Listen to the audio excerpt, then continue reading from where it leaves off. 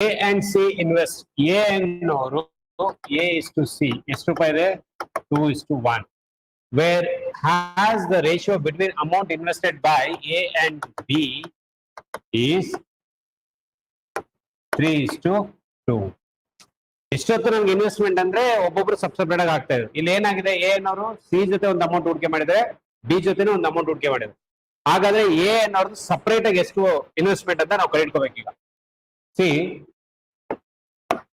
A ಮೊದಲನೇ character, ಇಲ್ಲಿ ಏನಿದೆ ಮೊದಲನೇದು 2, ಇಲ್ಲಿ ಎ ಎಷ್ಟಿದೆ ಇನ್ವೆಸ್ಟ್ಮೆಂಟ್ 3.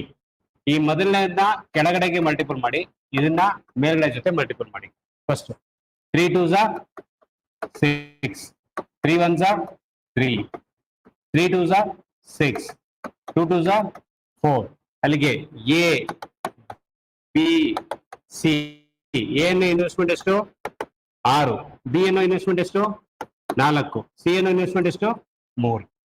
ಇಷ್ಟೇ. ಇದರ ಕಂಬೈನ್ ಮಾಡ್ಕೊಟ್ಟಾಗ ಸೆಗ್ರಿಗೇಟ್ ಮಾಡ್ಕೋಬೇಕು ನಾವು. ಓಕೆನಾ? ಎ ಅನ್ನೋದು ಕಾಮನ್ ಆಗಿದೆ ಎರಡರಲ್ಲೂ.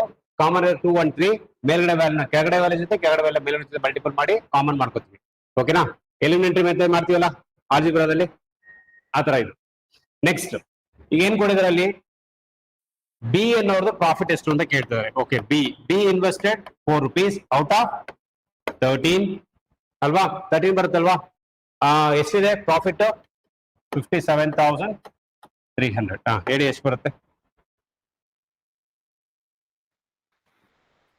ಸಾರಿ, 1,57,000. ಓಕೆ, 1 ಆ ಕಡೆ ಇದೆ, ಸಾರಿ. 1,57,000 30 ಇಂದ ಡಿವೈಡ್ ಮಾಡಿ ಎಷ್ಟು ಬರುತ್ತೆ ನೋಡಿ.